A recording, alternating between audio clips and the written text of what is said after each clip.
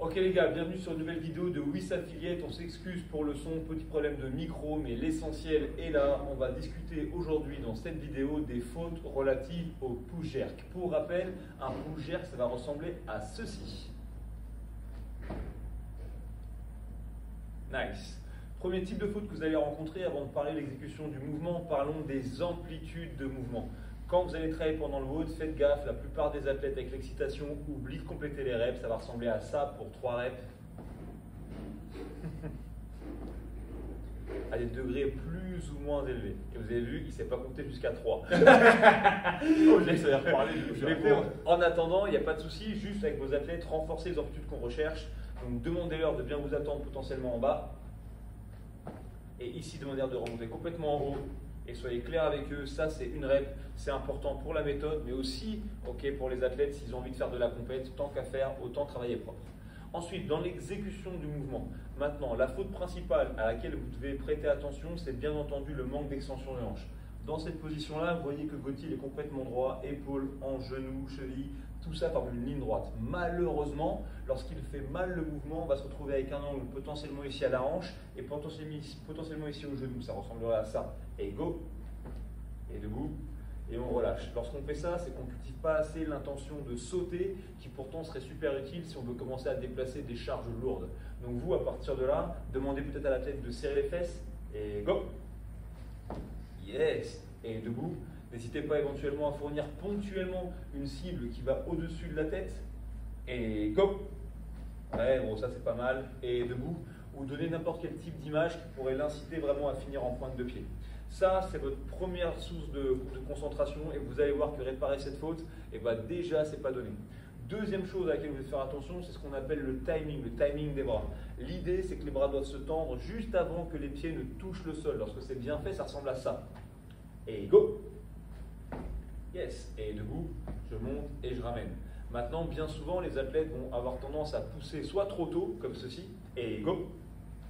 On a l'impression que tout arrive en même temps.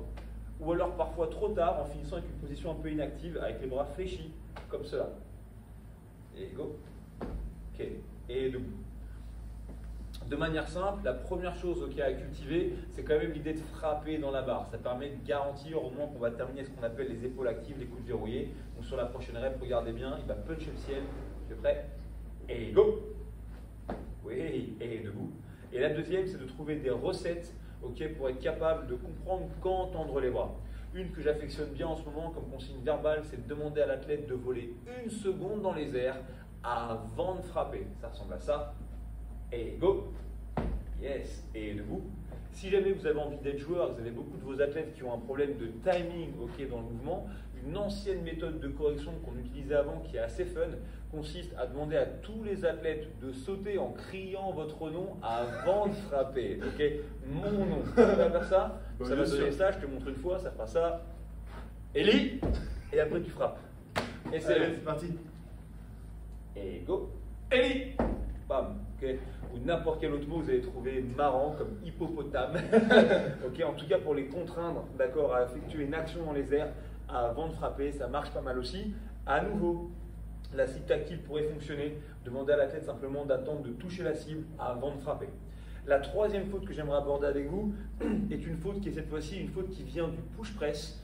Mais dans le push jerk, on a tendance à la retrouver. C'est lorsque l'athlète va avoir tendance à se pencher en avant sur son impulsion.